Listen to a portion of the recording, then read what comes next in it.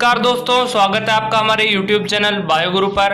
आज हम 10th science का चैप्टर नंबर 7 जिसका नाम है परमाणु सिद्धांत, तत्वों का वर्गीकरण, गुणधर्म एवं आवर्ती के बारे में पढ़ेंगे। इसमें आज हम वर्गीकरण के बारे में पढ़ेंगे। वर्गीकरण में 4 सिद्धांत दिए गए थे, जिसमें से इस वीडियो में हम 3 सिद्धांत के बारे में पढ़ेंगे। डोबेराइनर का त्रिक, अष्टक नियम और मेंडलीफ आवर्त सारणी।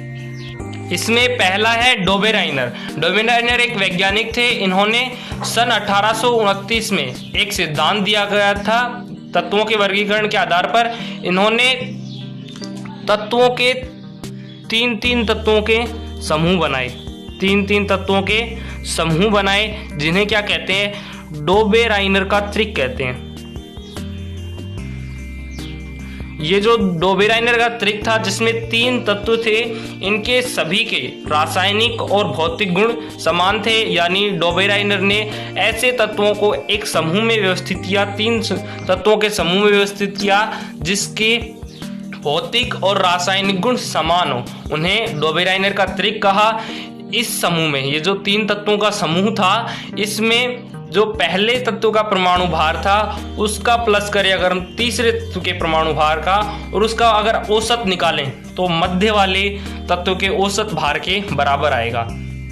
इसे हम उदाहरण के रूप में समझ लेते हैं। जैसे इन्होंने 3 त्रिक बनाए, जिसमें से एक त्रिक ले लेते हैं हम Li, Na और K।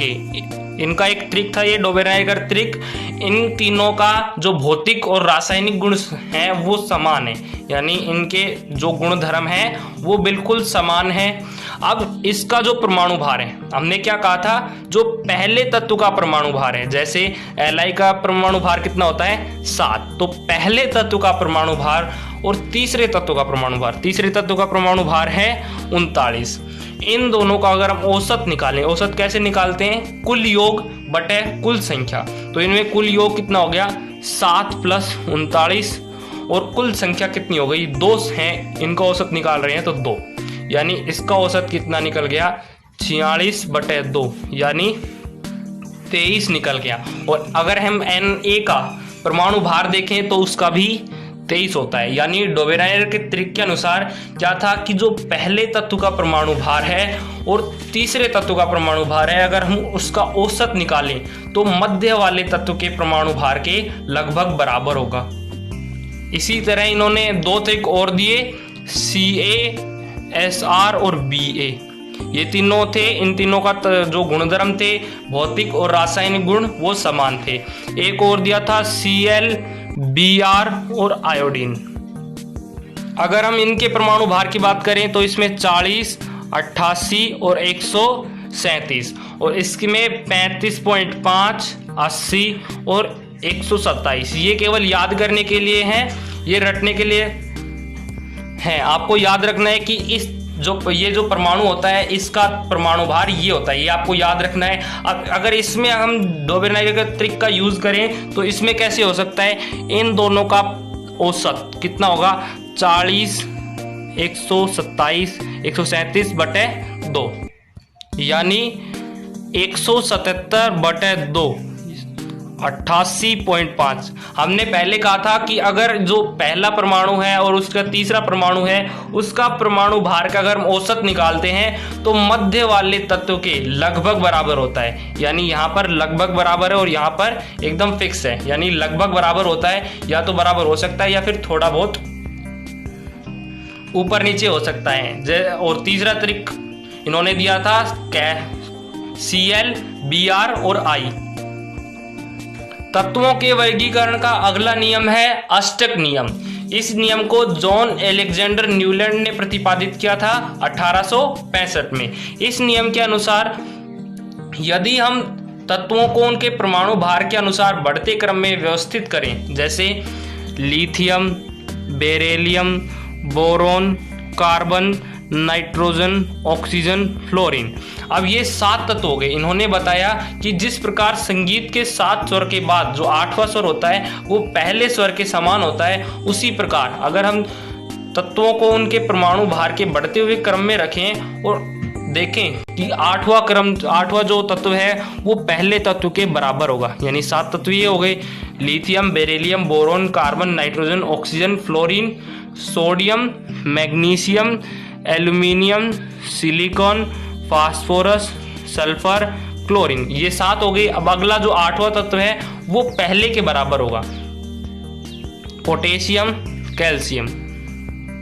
इस प्रकार 7 तत्वों को व्यवस्थित करते हैं। उसके बाद में 8वां जो तत्व होता है वो उस अगली लाइन में लिखते हैं। तो अष्टक नियम के अनुसार जो पहला तत्व है उसका गुण 8वें तत्व के समान होगा, यानी इन तीनों तत्वों का गुण समान होगा। इन तीनों तत्वों का गुण समान होगा, यानी पहले तत्व का गुण 8वें तत्व के गुण के समान होता है। जैसा कि अब हमने डोबेराइनर के त्रिक में देखा था, इसमें भी त्रिक इन्होंने क्या बनाए थे, Li, Na और K, इन तीनों के भौतिक और रासायनिक गुण समान थे। इसी प्रकार अष्टक नियम में भी यही त्रिक आए हैं, Li, Na और K। तो अष्टक नियम के अनुसार जो पहला तत्व है उसका गुणधर्म 8वें तत्व के समान होगा, जैसा कि संगीत के स्वर में होता है, सा रे गा मा पा धा नी सा।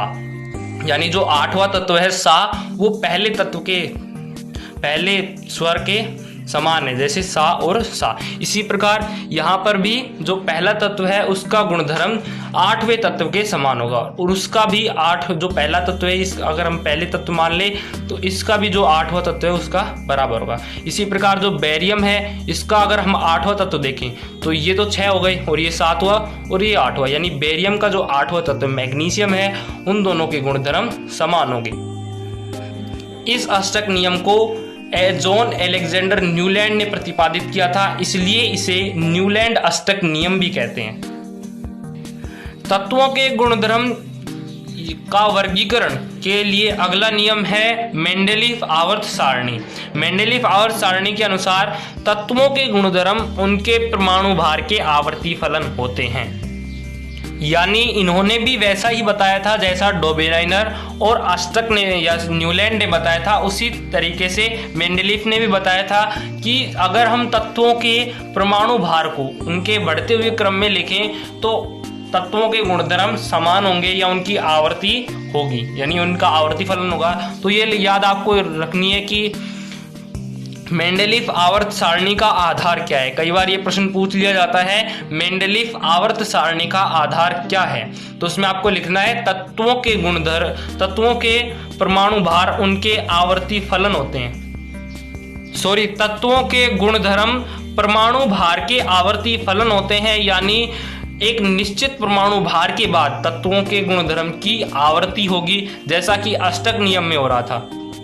यहाँ पर भी तत्वों को परमाणु भार के बढ़ते हुए क्रम में लिखा गया, और एक निश्चित समय के बाद यानी निश्चित संख्या के बाद ऐसा तत्व आता है कि उसका गुणधर्म वापस से आवर्ती होती है, यानी इसका जो गुणधर्म है वैसा ही इसका गुणधर्म है, यानी उसकी आवर्ती हो रही है, और फिर उस निश्चित संख्या के बाद फिर उस गुणधर्म की आवर्ती होगी। यानी उसमें भी यानी मेंडेलीव आवर्त सारणी है उसका भी आधार यही है कि तत्वों के गुणधर्म, यानी कोई तत्व है उसका गुणधर्म उनके परमाणु भार के आवर्ती फलन होता है, यानी अगर हम परमाणु भार के बढ़ते हुए क्रम में लिखेंगे तो फिर से उनकी आवर्ती होगी, गुणधर्म की आवर्ती होगी। लेकिन मेंडेलीव ने उन्हें सुधारा, जैसे डोबेराइनर था, इसने केवल 3 त्रिक बनाए जिनके गुणधर्म समान थे, जैसे LiNaK, CaSrB, Ba, Cl, Br और I। इन्होंने 3 त्रिक बनाए जो जिनके भौतिक और रासायनिक गुण समान थे। और आगे अष्टक नियम में क्या बताया गया था, न्यूलैंड ने बताया था कि अगर हम निश्चित संख्या की बात लेंगे तो उसका गुणधर्म समान होगा, यानी इन्होंने थोड़ा उसे सुधार दिया। लेकिन मेंडेलीव ने इनके जो नियम था उसको आगे बढ़ाया। उन्होंने आगे कैसे बढ़ाया, उन्होंने तो केवल 3 त्रिक दिए, डोबेराइनर ने 3 त्रिक दिए। अष्टक नियम में केवल कुछ तत्वों को ही बताया गया था, लेकिन मेंडेलीव ने लगभग सभी तत्वों के गुणधर्म आवर्ती फलन कर दिए थे। इन्होंने एक आवर्त सारणी बनाई जिसमें कुछ क्षैतिज पंक्तियां ली, यानी इस तरह की पंक्तियां ली, और कुछ ऊर्ध्वाधर स्तंभों की तरह। तो जो क्षैतिज पंक्तियां थी इन्हें तो आवर्त कहा गया, और जो खड़ी पंक्तियां थी या फिर ऊर्ध्वाधर पंक्तियां थी इन्हें वर्ग कहा गया। इनकी सारणी में 8 वर्ग थे, जैसे ये कितने हैं, 1 2, 3, 4, 5, 6, 7 और 8। इस प्रकार इनकी सारणी में 8 वर्ग थे, जिन्हें भी दो दो वर्गों में विभाजित किया गया था, यानी इस वर्ग को भी ए और बी। इसी प्रकार जो 8 वर्ग थे उन्हें भी दो भागों में विभाजित किया गया था। और इनकी आवर्त सारणी में वर्ग तो 8 थे और आवर्त कितने थे? 6 आवर्त थे, यानी 6 तो आवर्त थे और 8 वर्ग थे। तब तक जब इन्होंने मेंडलीफ ने आवर्त सारणी बनाई स्वयं की, तब तक उत्कृष्ट गैसों की खोज नहीं हुई थी, यानी जो नोबल गैसें हैं उनकी खोज नहीं हुई थी। बाद में मेंडलीफ आवर्त सारणी में एक और वर्ग बनाया गया जिसे नाम दिया गया शून्य वर्ग, यानी नोबल गैसेस के लिए एक अलग से वर्ग बनाया गया था जिससे नाम दिया शून्य वर्ग। इन्होंने तत्वों का वर्गीकरण कैसे किया? परमाणु भार के आधार पर, जैसे hydrogen, lithium, beryllium, boron, carbon, nitrogen, oxygen, fluorine. उसके बाद आता है नियोन। नियोन तब खोज नहीं हुई थी। उसके बाद आता है नियोन के बाद sodium, magnesium, aluminium, silicon, phosphorus, sulphur, chlorine. इसी प्रकार आपने देखा हो तो जो अष्टक नियम था उसमें भी इसी प्रकार था। उसके बाद में क्या आया था? जो अष्टक नियम था उसमें भी इसी प्रकार आया था, 7 वो थे, और उसके बाद में जो 8वां था वो पहले वाले के समान था। इसी में भी ऐसे हो रहा था, यानी आवर्त सारणी में इन्होंने आगे वर्ग बनाए थे, आगे तत्वों को विभाजित किया था, यानी इन्होंने तो सारी आवर्त जो भी तत्व खोजे गए थे उनके आवर्ती फलन किए थे। लेकिन अष्टक नियम में क्या किया गया था? केवल ये बताया गया था कि जो पहला तत्व है उसका गुणधर्म 8वें तत्व के समान होगा। लेकिन मेंडलीफ ने पूरे आवर्त सारणी बना दी और उसमें बता दिया कि कौन सा तत्व कौन से तत्व के समान होगा, उसका गुणधर्म कौन सा तत्व के समान होगा।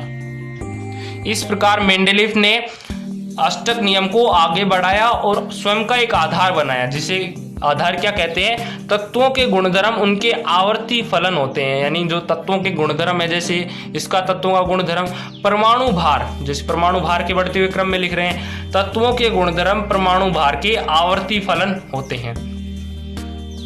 इन्होंने तत्वों को वर्गीकृत तो कर दिया, लेकिन इनकी आवर्त सारणी में कुछ कमियां रह गई थी। जैसे इन्होंने सोचा था कि सभी वर्ग, जैसे ये एक वर्ग है, ये खड़ी रेखाएं वर्ग कहलाती हैं और ये आवर्त कहलाती हैं। इन्होंने सोचा था कि जो एक वर्ग है उसमें जितने भी परमाणु आते हैं, जितने भी तत्व आते हैं, उनके गुणधर्म समान होंगे। लेकिन इन्हें कहीं कहीं पर अपना जो परमाणु भार का क्रम था उसे तोड़ना पड़ा। तोड़ना क्यों पड़ा? जैसे यहाँ पर अगर स्कैंडियम आ जाता, जैसे सोच लो 101 है और टाइटेनियम 102 है, लेकिन स्कैंडियम का जो गुणधर्म है वो सिलिकॉन के बराबर है और टैलियम का इसके बराबर है। तो इन्होंने क्या किया? टैलियम को इधर लिख दिया और स्कैंडियम को इधर लिख दिया, यानी परमाणु भार को तोड़ दिया। ये केवल समझाने के लिए थे, ऐसा नहीं होता है, ये आगे चलकर थे। जैसे आयोडीन का परमाणु भार 126.9 होता है और टेलियम का परमाणु भार 127.6 होता है, लेकिन इसका परमाणु भार अधिक होने के कारण भी इसे आगे लिख दिया, यानी इन्होंने परमाणु भार को तोड़ दिया। क्यों तोड़ा? क्योंकि जो टेलियम था उसका गुणधर्म किसके समान था? 7वें वर्ग के समान था, जबकि आयोडीन का जो गुणधर्म था वो 8वें तत्व के समान था। इसलिए इसे लास्ट में लिखना था और इसे पहले लिखना था। इसलिए इन्होंने तत्वों के भार, जो तत्वों का जो परमाणु भार है, उनके क्रम को तोड़ दिया, यानी इन्होंने कुछ स्थानों पर परमाणु भार के बढ़ते हुए क्रम का पालन नहीं किया। इसके अलावा इनकी दूसरी कमी थी कि इन्होंने हाइड्रोजन को एक निश्चित स्थान नहीं दिया, और इसके अलावा जो समस्थानिक थे, जैसे कार्बन के समस्थानिक बहुत सारे होते हैं, उनको आवर्त सारणी में कोई स्थान नहीं दिया गया। इसके अलावा इनकी अगली कमी थी कि इन्होंने कुछ तत्वों को ऐसे तत्वों को जिनका गुणधर्म बिल्कुल समान है। जैसे यहाँ पर इसका गुणधर्म अगर मान लो इन तीनों के गुणधर्म समान है, अब कैरियम को यहाँ पर डाल दिया तो क्या होगा, गुणधर्म असमान हो जाएंगे। यहाँ पर गुणधर्म असमान हो जाएंगे, जबकि आना कहाँ चाहिए Cr यहाँ पर। यानी इन्होंने कुछ स्थानों पर समान गुणधर्म वाले तत्वों को एक वर्ग में नहीं रखा, असमान गुणधर्म वालों को एक स्थान पर रख दिया। यहाँ पर हमारे मेंडलीव की आवर्त सारणी कंप्लीट होती है और उसकी कमियां कंप्लीट होती हैं। अगले वीडियो में हम आधुनिक आवर्त सारणी के बारे में जानेंगे।